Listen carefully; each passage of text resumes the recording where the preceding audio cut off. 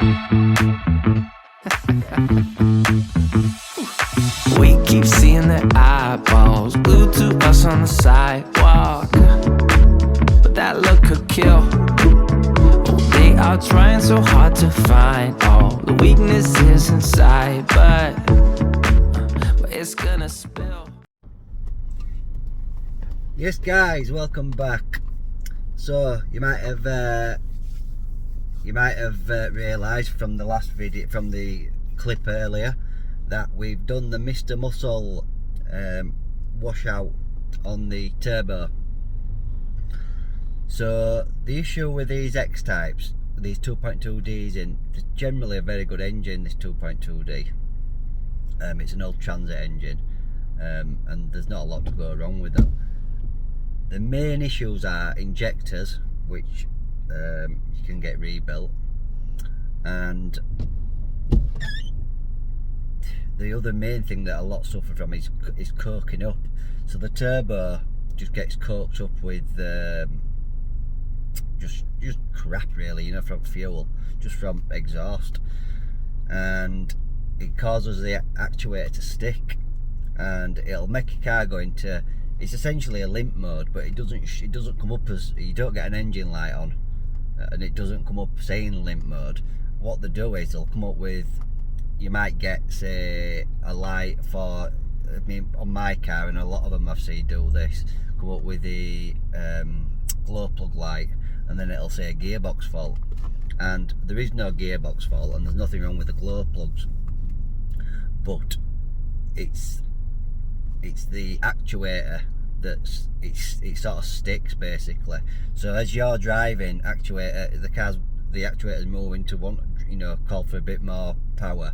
So as the actuator moves on the turbo, it gets stuck, and then the car thinks, you know, a lot of time what happens is when you're changing gear, so it'll be wanting to either dump some air, or, you know, wants to, actuator's opening to go into next gear, so the change is a bit smoother, so you've got a bit more torque, and then it gets stuck, and it can make that gear change a bit jerky, and then the car thinks it's a gearbox fault. And then what it does is, you can still drive the car, it won't leave you stranded, but you just basically locked in that gear.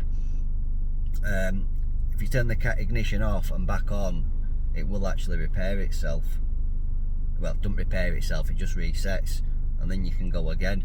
So what we did was yesterday, as you can see by that video, we got a Mr. Muscle, tin of Mr. Muscle. Well, they didn't, I stole it off my mum actually. We drilled an hole into the exhaust.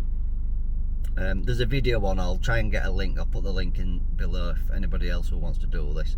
So what you essentially do is you drill into the side of the exhaust, and you get a tin of Mr. Muscle. You put, if you get a tin of WD-40, them lids where the new style lids with the sort of straw on the end, take that off, put that on your tin of Mr. Muscle, and stick it in, and you squirt it. And what you're doing is you're squirting Mr. Muscle onto the turbo really, and it gets into all the veins and stuff, and the Mr. Muscle, it works into it, and it sort of takes a lot of the crap out basically. So, and the idea is that it's decoking the turbo really, and it helps to stop the actuator sticking. So I did give it a bit of a squirt last night. I left it sort of 40 minutes, took it for a drive, and I drove it hard, and I did manage to make it go into limp mode again, but I was driving it hard, and generally if you're driving it, even driving it steady, it would go into limp mode, and I had to drive it hard to do it.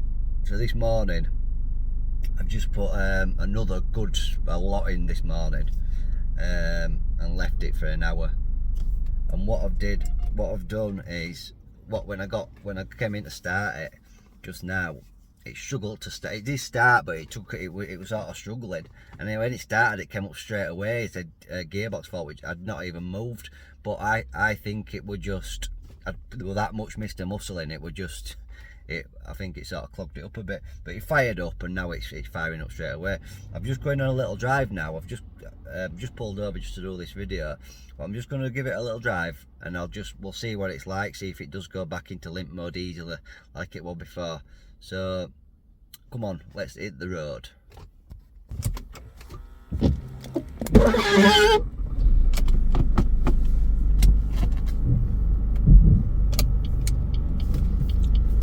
So guys, if you're looking to do this clean, this Mr. Muscle clean, make sure that you buy the right size bits. So basically, I messed up.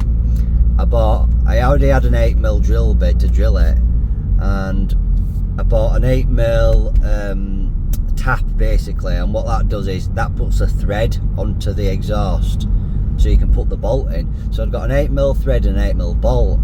Now I messed up. The drill, the actual first hole shouldn't have been an 8mm bit. I think it should have been a 7mm bit.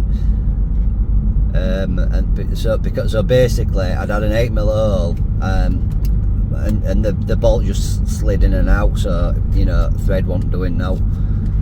So that were a bit of a cock up. So anyway, I've managed to get a plug. When I pull up, I'll show you what I've done. It's only temporary, but I'm going to, because I've drilled an 8mm, I'm going to have to try and get a 9 or a 10mm bolt and thread, you know, tool that'll put thread onto it. So I'm going to have to go for a 9. I might just buy a 9 and a 10 just so it, because they only cost a few quid, to be fair, guys. But other than that, it was fairly easy to do. Took about half an hour. But it'll be interesting to see if it makes a difference.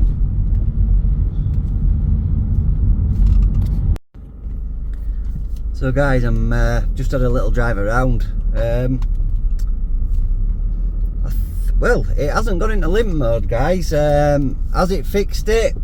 I think so, but it's one of those that I won't know. I'll have to drive it for a few days before I'll actually know for sure. But what I'll do in a few days, I'll drop another video and I'll let you know. But I'd say it's definitely improved. But what I'm going to do, I'm going to show you, I'll quickly show you under the bonnet. I'll show you what we've done.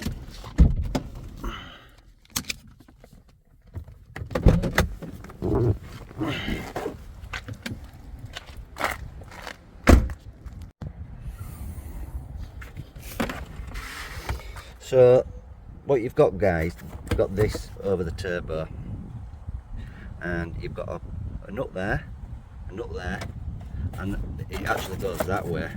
So you've got a nut there, and then there's a sneaky little nut there, and that's at the back of the bulkhead. That's, you know, right between the bulkhead, this bolt. So as you can see, it's quite difficult to get to, but yeah, so you've got them nuts, as you can see, and that little sneaky one there. But I'll show you under the bonnet. First I'll show you the lid. So basically took this bit off and put that onto a tin of Mr. Muscle. I'll show you, let's look under the bonnet. So as I say, that cover, guys, goes here, goes over this. You can see where it bolts on there.